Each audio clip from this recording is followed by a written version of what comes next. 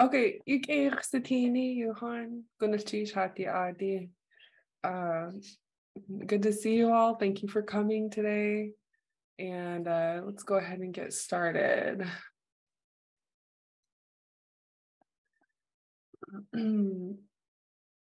So welcome back. We're already at week 5, day 1 of our class. It's Tuesday, February 7th already. And it feels like time is flying by. So we have a full class for today. I have an announcement about our Friday sessions, and then we're going to continue wrapping up our discussion from Friday. On last Friday, Shaksani Keek shared a lot about nutrition in traditional Lingit foods, and we're going to continue that. And then if you had questions or comments from last Friday, we'll make space for you to ask those questions in class. And so that'll be fun. And then we'll do pronunciation practice. It's really important to distinguish between the different X sounds, whether it's a regular X, pinch, underline. So we'll practice that today. And then I'll send you with some practice sheets you can use. And then we're going to jump into Lingit Class. So that means say it in Lingit. It's the title of the phrase book that was published by Alaska Heritage. It was compiled by the Dowenhowers, and it'll be a focus reference book for our coming month of classes. Excellent resource, so we're going to continue using that today. If there's time, we'll continue our discussion about the phrases, and then we'll send you off with your homework. So first off, for the class announcement, if you're able to come this Friday, we're very excited to announce that we'll be including representation on our Friday sessions of different ways of speaking Lingit in the interior, in different communities. And so even if we don't have a fluent speaker from that particular area, we do have people that can introduce recordings, just so that you can hear the different sounds, the different ways of speaking Lingit, and start to become familiar with them. So this Friday we'll do Inland Lingit. Our guest speaker will be Khane, and I'm excited to have him in class. He's done a lot of really good work with speakers from Inland, and he'll introduce some recordings. So that'll be this Friday. Hope you can make it. And we're going to continue on with our discussion of Lingit foods. So go ahead and open up your notes from Friday. If you don't have a copy open, I'll just link it in the chat for you so that you can start your copy. But this is a compilation of traditional Lingit foods in Southeast that Shaksani Keek made and has shared with us. So here's the link in the chat. It'll look like this. And then if you haven't already, what you're looking at now is my personalized copy. So if you open up your document in the link I just shared, you'll be able to view it but not edit it. So to make it editable, you go File, Make a Copy, name it with your own name, and then select Make a Copy. And now you have your own editable version. Are there any questions on that before we get started? I'll also share the link to mine, which I think it's the one I put in there. Copy link. Okay, I'll put this in the chat as well. And other than that, I'll hand it over to Shaksani Keek. Yeah, I wanted to take a minute or so to finish up. Calcium is the importance of it, having it is so important, and the things that it does in our bodies. I don't know if I mentioned the fact that it helps with in regards to your blood pressure, and when you hear the word help, that means that that it is part of the assistance of your body working together to keep you healthy. And I think it also helps to uh, protect you from cancer. And the importance of calcium is really great because we don't have any source of milk except from mother's milk. After that, we have other sources, cooking with bones and stuff. And if you are a great drinker of milk, then you got a lot of sources. And what happens is you have all the calcium you need. Like my son that was here earlier, he always drinks. When he was young, and we would go to a restaurant, he'd always order 2 cartons of milk to drink. And the waitresses never really believed him. So we always had to send for the second carton. So I don't think that he would have any problems. In fact, if you have too much calcium, your body has to get rid of the extra. But if you don't have enough and you're allergic to milk, like a lot of people are,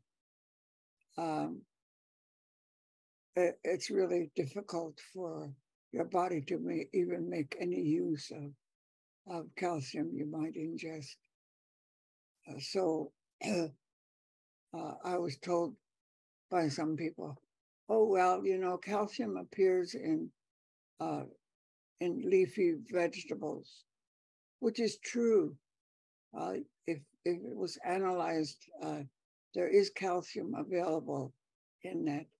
The problem is it's difficult for your body to extract that calcium for its own use. So the chances are great that it's not going to do it. So if you're allergic to milk, to even think about talking about it, you might try goat's milk. People that are allergic to cow's milk can take goat's milk.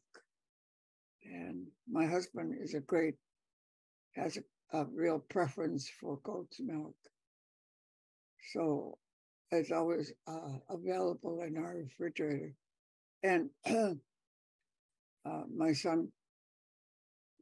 oldest son, wanted to experiment, so he poured some in cups and tried to mix the cups around so that to see which one was cow's milk and which was goat's milk. It was hard to tell. So he tasted the milk, and he said, can't tell the difference. Tastes the same.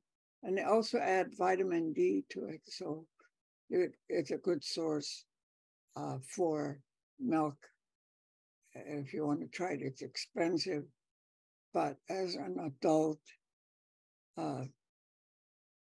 you don't need to ingest that much milk anymore, but you do need to continue to have it because the calcium has a lot of work to do. In fact, they can test your blood to see if you have enough calcium in your blood for it to be working.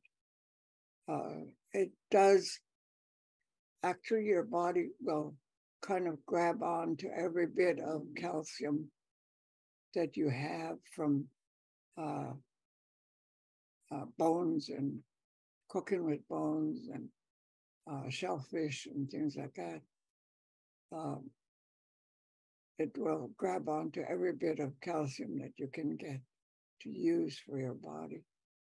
I think I mentioned before that young ladies that are pregnant, and if you have a chance to advise them to make sure they drink milk, because the baby will take calcium from them, and it's not good for them to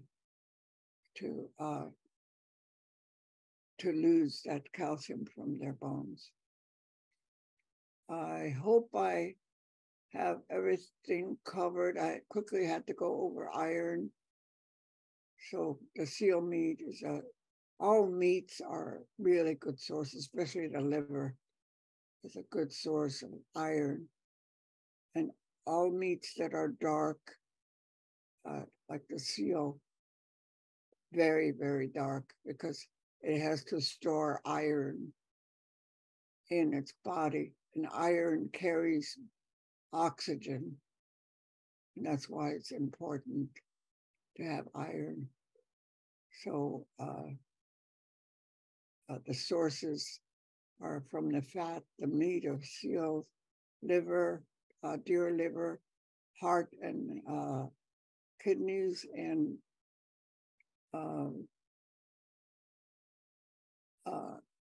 bone marrow is an excellent source. That's kind of hard to get. So it's really enjoyable when you do get it and you feel like it.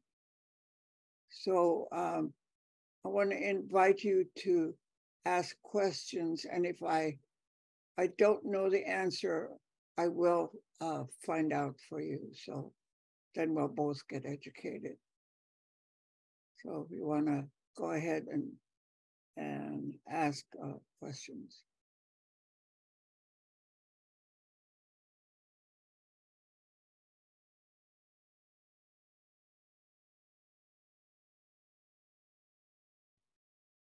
I had a question because I was really interested in calcium and how you mentioned you can take it from fish as well if you leave the fish bones closer to the meat for longer periods of time when you process it.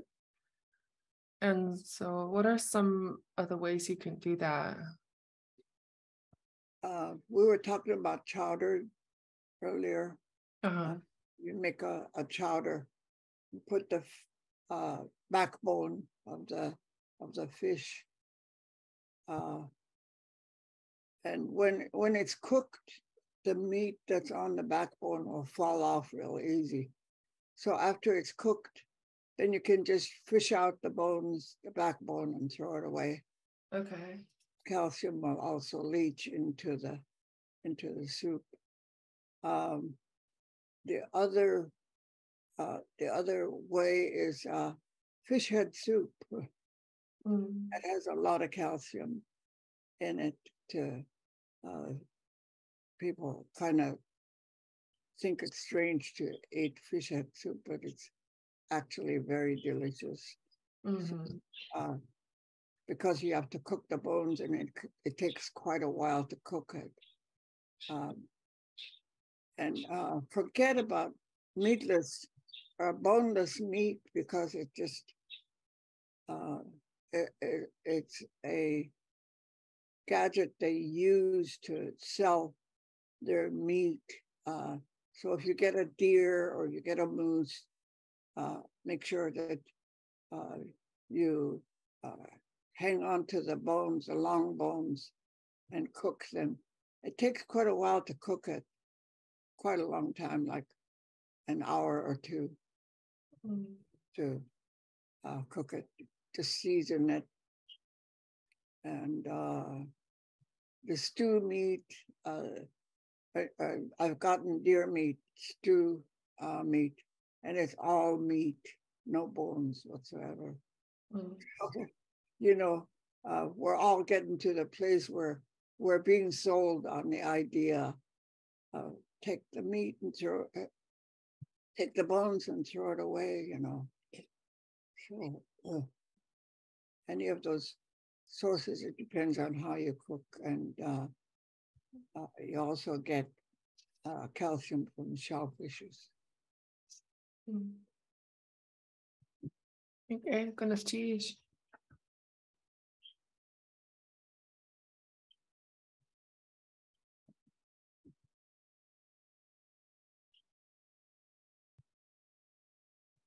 I know not everybody was here on Friday for our discussion about foods, but feel free to ask questions. There's no wrong questions. You can just raise your hand or unmute your mic if you have any questions about foods, nutrition. Any questions on the food list that I might have missed? Skinyata. Yagay Satini. I was wondering, it would be fun to take this list and then find the Tlingit words that work for it, and then also go back and forth with it. Okay, that's an awesome idea. Yeah. The thing about the food list is it's just a list of the food sources that we have, and I didn't include any information on how to cook it, how to fix it, and how we used it, because it's kind of another discussion altogether. And so in talking about cooking the backbones and other parts that has the calcium and whatever is needed is in there. That's not part of the list. So I think that at one time I had a class where the students took groups of the food and worked on making the names, and also the foods that you can make out of it, like chowders and fish head soup, and or the deer steel meat, how you can cook it. So yeah, that is an important part of the nutrition. Getting the nutrition is to know how to fix the food. And I'm not sure if there's a cookbook that tells you. I think there's some groups that have tried to do that. So, because a lot of people have difficulties, especially like trying to cook the salmon eggs.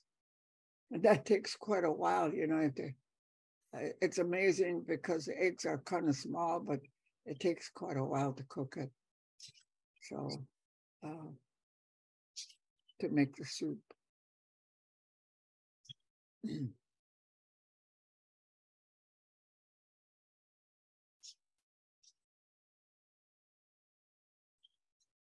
Okay. What other questions do folks have? Anything on the list that hasn't been covered yet you want to know about? Some of them I had to really just go through real fast, and didn't cover, like Dungeness crab. We just ate it right out of the shell. We didn't after it was cooked. So any recipes for that, I can't tell you. And the ducks, the only way I ever tasted it, I heard on TV yesterday that there's 440 ways to cook ducks. I think it was they said. The only way I know is my mom used to cut it up into pieces and throw it in the pot and make stew. And that was so delicious, so great. Just loved it. So any other recipes you might want to try to apply some of the new recipes that appear on online.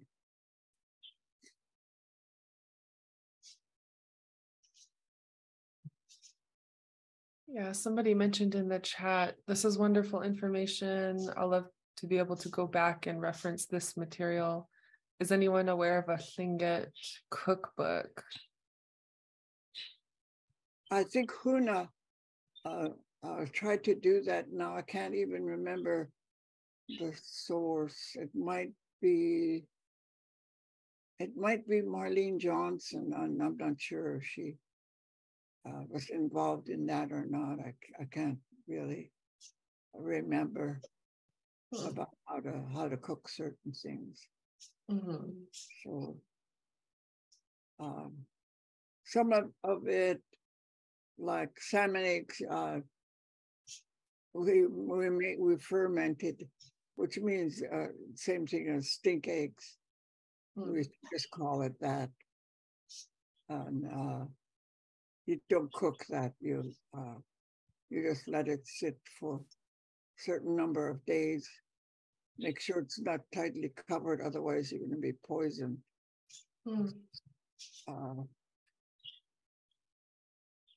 It's important.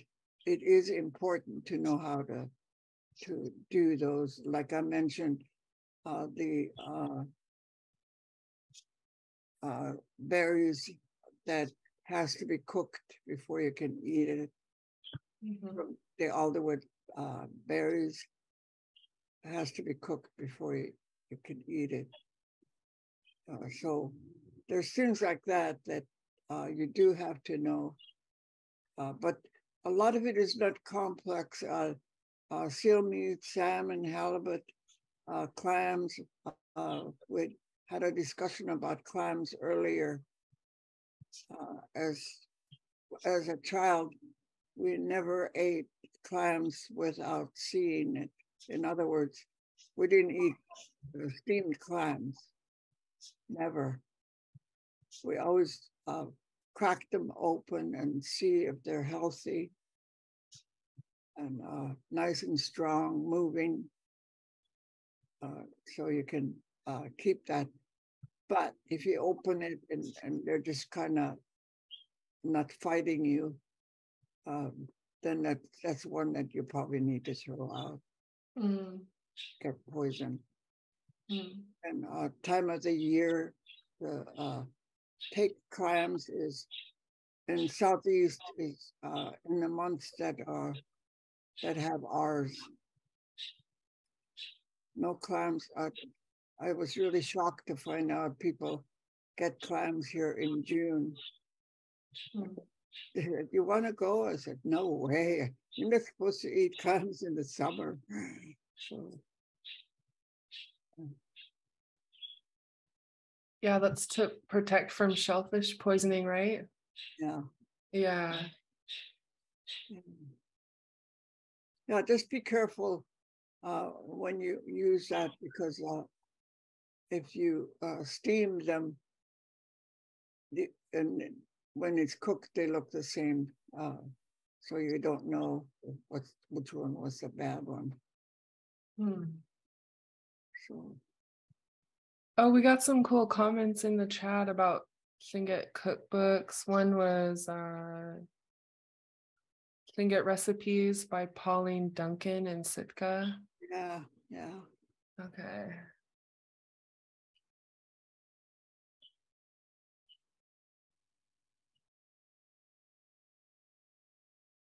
Yeah, I know there is one more from Huna. I thought the ladies got together, or somebody got together. And I wasn't aware of anybody else, but I didn't think to ask.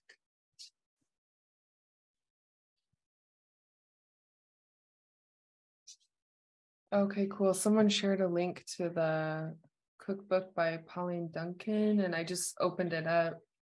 So it looks like you can purchase it through the Sealaska Heritage Institute store. And that link is in the chat for folks. I'd love to see the one by the Huna ladies as well.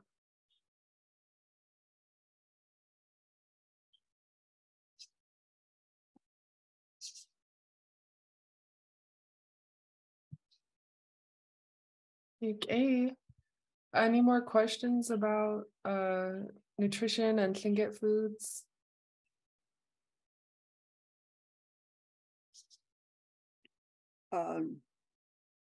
For the salmon, looking up the names for them, Sea Alaska really did a beautiful job on developing units, what they call units for teachers to use. And the very first one I tried of their units was salmon. And what they did was to identify all the salmon and talk about, have the students participate in the migration and the knowledge that we have about salmon when they arrive and what happens, all those things that are important. So they have a lot of really fun projects in that unit about salmon, and I'm not really sure what other foods they might have covered, because that was a unit I used and I really liked it, so I used it a lot.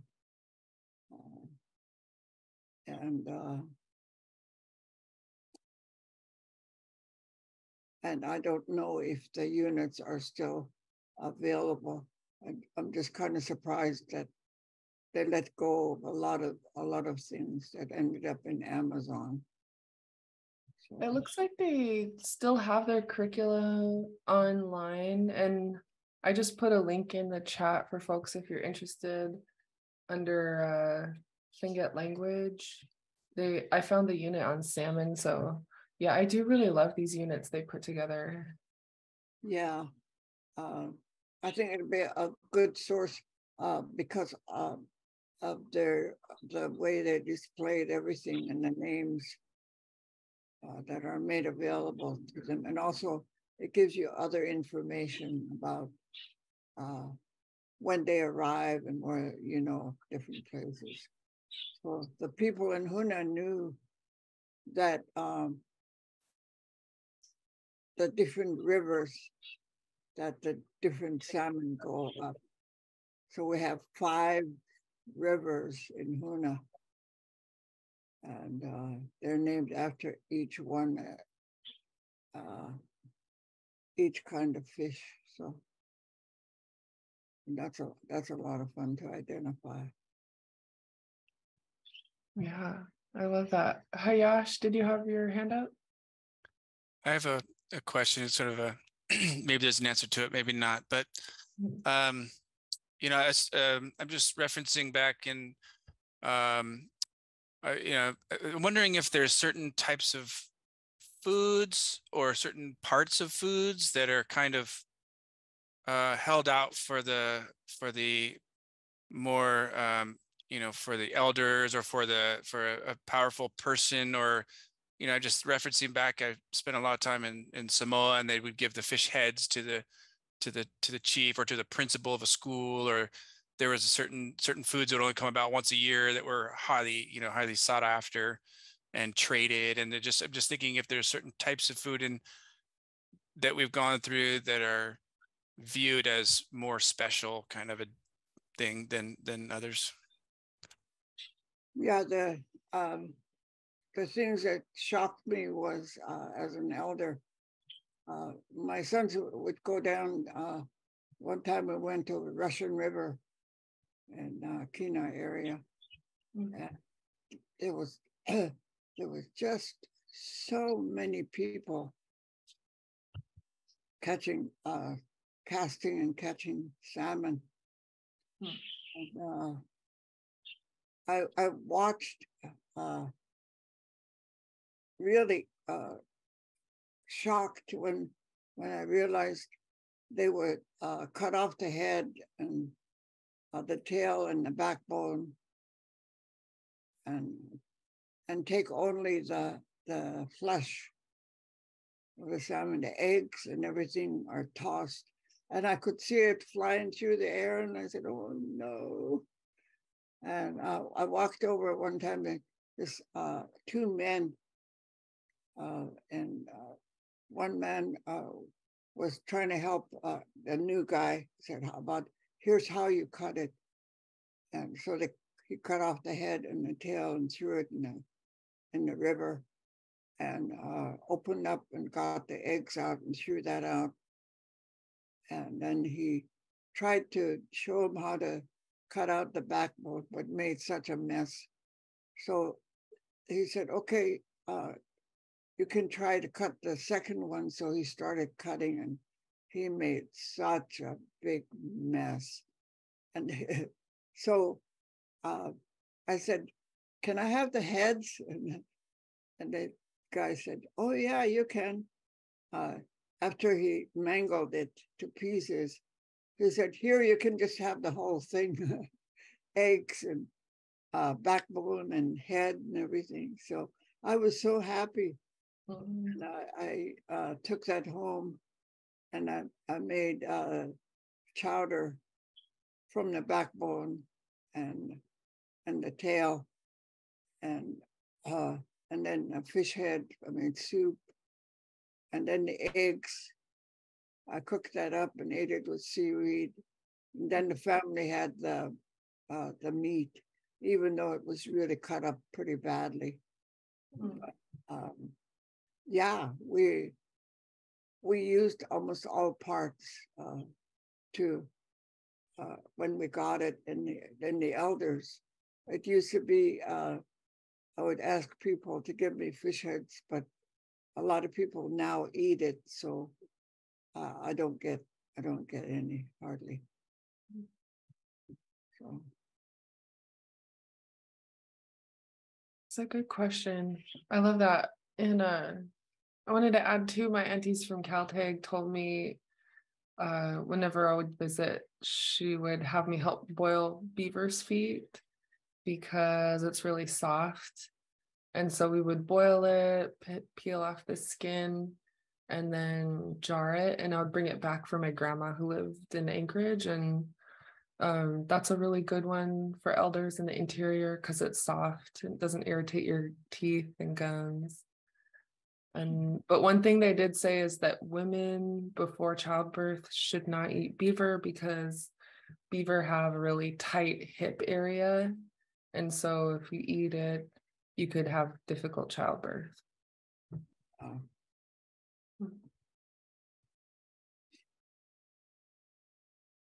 Yeah, some of those meats, like porcupine and beaver, the meat is extremely bitter because they choose to chew on trees, and so makes it harder to cook and to consume it. I think that the source of nutrients that are in it would be hard to identify. I don't know if anybody has ever identified any nutrients that are in there. I just have to do some research and try to find out what's in it.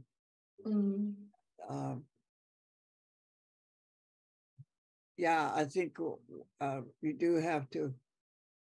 I think it's important to find out from somebody how to prepare something. And as kids, when we were little girls, we said, "Oh, we know how to make ink, which is fermented fish heads." So we went to the cannery where the mothers were working. We got a bucket of heads. We knew how to prepare it. We took the gills out and cut them up like they need to be. And we also knew it was important to line, because we were going to bury it. And we knew it was important to get the skunk cabbage leaves ready. And you line the pit and put the fish heads in there. And then cover it with leaves again, and then cover it with the sand or the rocks or whatever you have working with. And 3 days, you don't try it before that. It takes about 3 days. We could hardly wait. We did it on the beach. In 3 days, we ran down and we started to try to locate it. We forgot to mark where we buried it. Oh. And we tried to dig up the whole beach trying to find it. We never did find it. Oh. So that was a piece of information that we didn't pay attention to. We should have done that, is to put a marker so we know when we come back where to get it. Bummer. Yeah. How do you mark where you bury it? Because doesn't the tide come in and out? Yeah, I just put a stick or some other way to mark the spot. Yeah.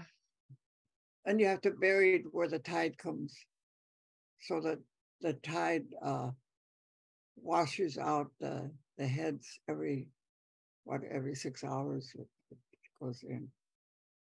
Okay. So that's one of the important things that we knew, but we were so excited about what we were doing. Yeah. What a disappointment. Yeah.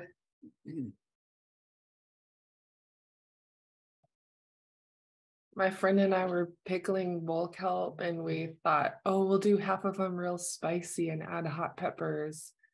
And same thing, we got all excited, finished all the jars and hauled them out. And then we're like, we forgot to mark which ones are spicy. So we didn't know. I think I've done that too. Yeah. The other item that's hard to cook is gumboots. My dad used to really he had a handle on how to cook that, because if you don't cook it right, you absolutely cannot hardly chew on it. So, Are there some that are better for trading? I think maybe sometimes certain salmon rivers will be valued more than others, or obviously certain salmon species. But then I also think about maybe black seaweed, that could be traded, things that are dried and stored, and then the value that they have, to trade. yeah. Yeah, it is certain. I happened to run across a cassette tape, and it I didn't know what was on there, so the only place we can play a cassette tape is in my husband's old truck. Can play a tape, so I put it in, started playing, and here's my brother's voice. My brother died in 1995, and he said, "Hey, Shirley, this is for you." And I just did a double take. But what he did on that tape is, and I'm going to try to share it with Sea Alaska, is how we timed the different kinds of salmon if they came up. Like, I think the river that we had access to took about 3 three different kinds of salmon. So, but they don't all arrive at the same time. And that was something that he went through and explained when and what to do.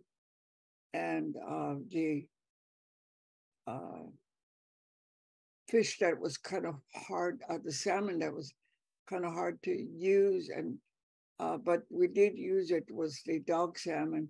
The eggs were really excellent because they were huge, and the heads were wonderful. The meat, if you dry it, would be pretty tough, but they knew how to do this, and the time that you get the that dog salmon.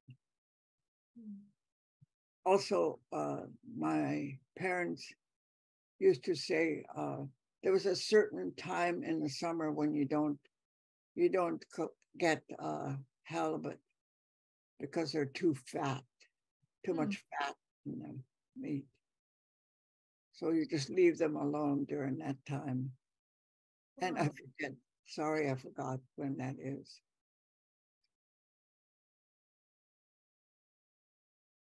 That's cool. I never heard that before. Yeah. Yeah, in the summertime is when people go jigging to get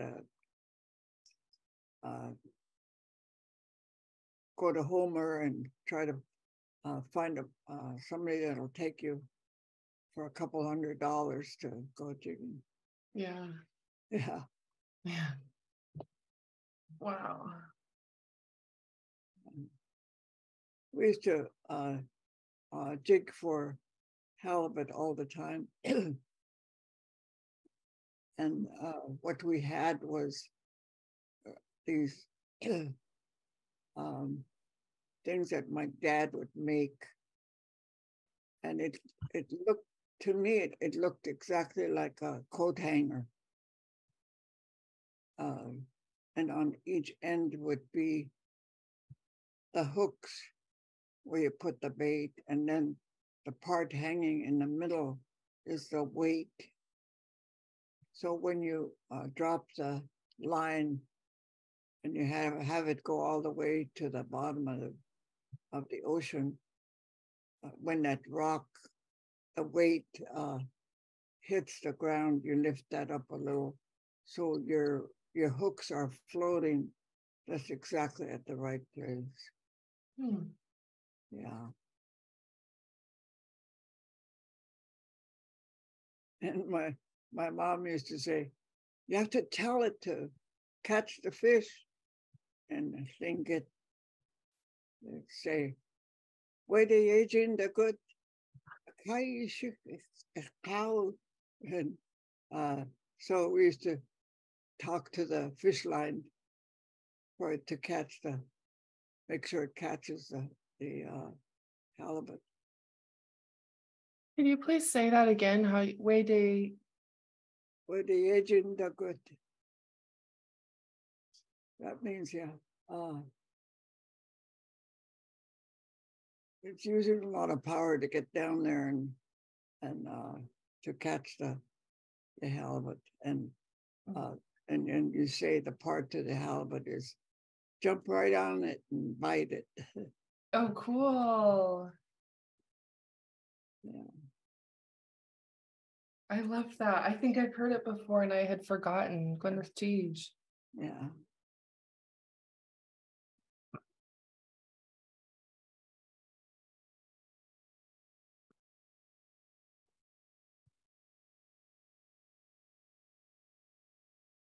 Cool.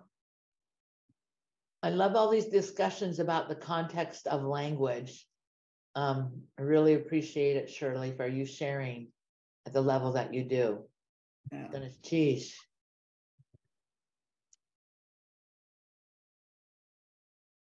Yeah, wow.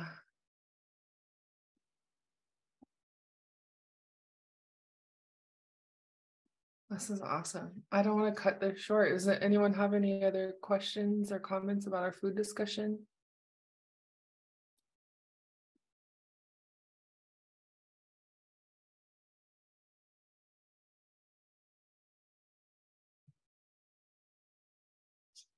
Okay.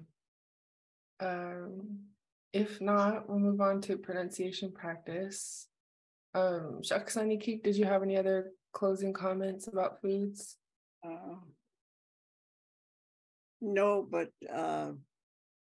I think it's wise to start looking at your diet and try to imagine how it was for the older people and what they did and what they used. Nothing was wasted. Nothing.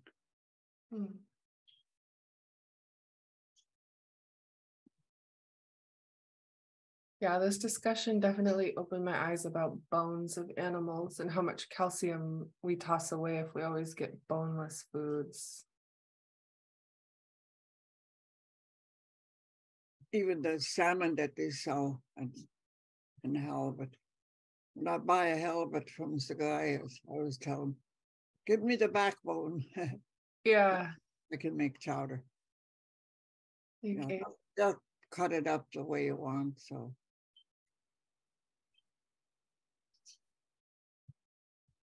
Oh, we have one more question in the chat.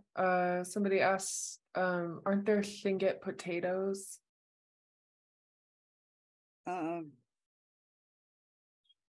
Not potatoes like we know it.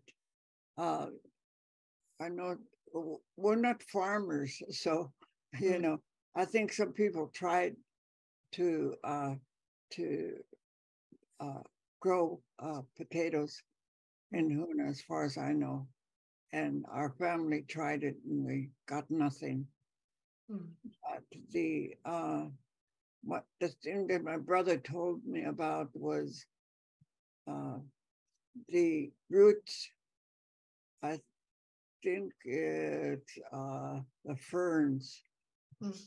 After it's full grown, in the fall time, you pick the you dig up the roots, and it's like a bunch of small carrots in the same color. So you clean that off and cook it. And it looks like and tastes like yams. Yum.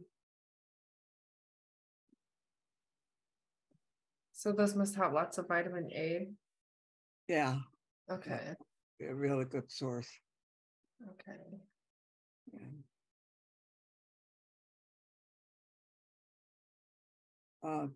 The other, before I forget, I'm telling you about all the B vitamins.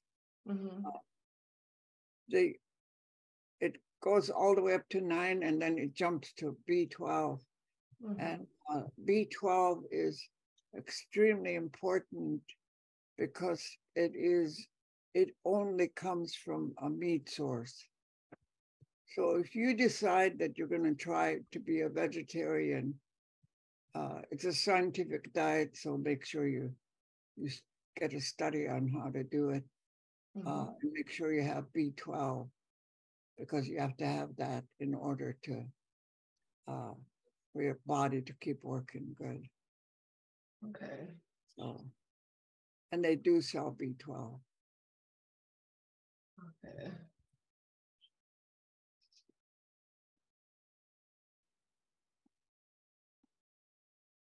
Geez. It's hard for me to imagine Tlingit becoming a vegetarian because we're such big meat eaters, but it does happen. My granddaughter decided to be a vegan, which means that you've got to have calcium pills and you've got to have B12. Make sure that's in the diet.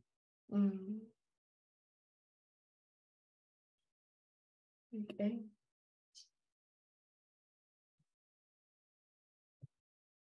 Awesome.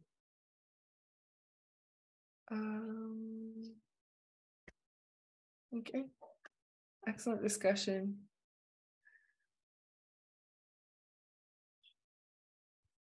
So we'll switch gears here for the last few minutes of class, just so we have a variety of our discussion as well as some hands-on practice. But I do recommend, as one of our classmates suggested, as you go through the Lingit foods list, you can use the dictionary, look up words, as I've sort of been doing on my screen here as we talk, and let us know what you come up with. I saw some people identified suggesting for Hudson Bay tea and a couple other things. This is all really great. And so for the last few minutes of class, we'll do our pronunciation practice. And we wanted to practice some more with the X sounds. On this slide, I put this X in brackets and it looks like a beadwork design to me. But oops. Try not to get too so anyway, there are 8 different ways you can read, write, and pronounce the X sounds in the Lingit language. And it's important to pronounce them correctly, and also so that you can distinguish them from each other. And so when we're hearing you read your dialogues, we want to hear a difference in them. So the 8 different types are what you would call it a regular X. There's no underline or pinch or rounded. That's the first one. Yeah, it sounds like, yeah, just a little bit of friction in the top of your mouth. The next one's a pinched X. That's where you snap your teeth on it. It's marked by an apostrophe. So it sounds like, and we'll show you examples in the next slides, but you can just repeat after me. The number 2. The third one is an underline X, and that's any underline letters pronounced in the back of your throat. And so an underline X will be a nice, loose, gravelly back of the throat sound. So repeat after me.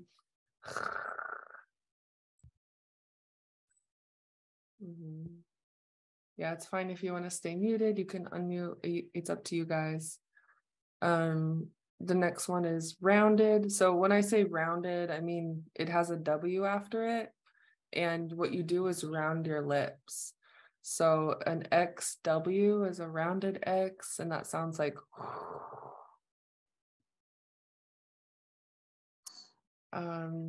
and then from then on, it's just a variation. It's a combination of different markings. So you can have number 5 is an underline pinched X. Okay, so it's underlined. It also has an apostrophe. And then, so that sounds like back of the throat and pinched. You can also have rounded and pinched. That's number 6. You can have an underline rounded. That's number 7. And then you can have a combination of all 3, underline, pinched, and rounded. That's number 8. So I'm just going to take you through some of the sounds that we have already seen and practiced because of our dialogue. And so not all of the 8 X's will be represented today, but I'll take you through the ones that we do know. So first off is the regular X. We see it in a couple of lines, and you can repeat after me the top line. Gude saya nishich. Gude saya nishich. That sounded good. I like that X at the end. It's friction. It's a little bit of friction of your airflow in the top of your mouth. Everyone repeat after me just that last word. Nishich. Nishich. Yeah. Good. And then the same ending of your word in the next line. The response is repeat after me. Fred Meyer's Dayan Chashich. Fred Meyer's Dayan Chashich. Yeah. So you see in Yan Chashich, you have an underlined X in Ch, and then a regular X in Shich. So that's good that we can hear the difference. Let's do it one more time. Fred Meyer's Dayan Chashich. Red Myers Day Yan Hashi.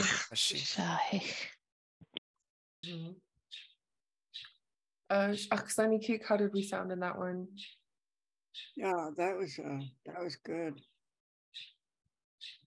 Okay. Be really aware every time you come to an X, because that's one of the things I noticed about you guys are just struggling just a little bit with the X's, keeping them all separate. And that every time an X is changed, it's a different letter. So you have to keep that in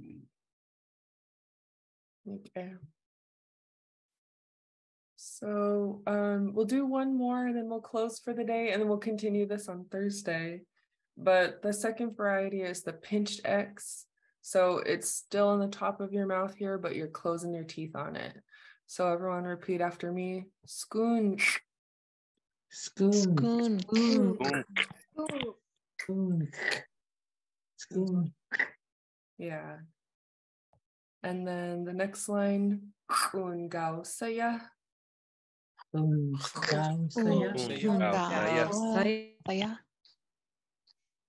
Let's do that, just that first word.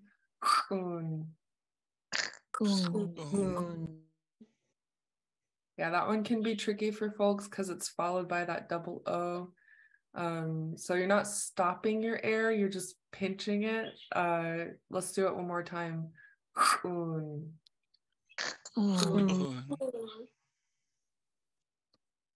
Shaksani Kik, how did we sound that time? Yeah, I thought I heard an underline X. Yep, that'll happen, folks. So the underline X will be back here.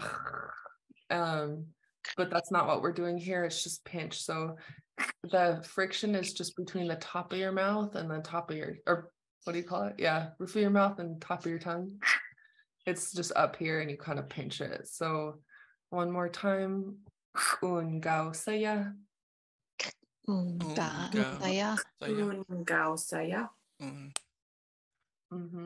then Better. That was better. Was that better? No, that was good.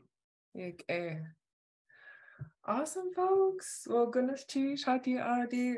Titsa goodness chi sha inki niki ha et kai da chaksani ki kya. Awesome, folks. Thank you for your work. Thank you to Shaksani Cake for sharing with us about traditional foods. And we'll see you back here on Thursday, same time, same place. Goodness chi.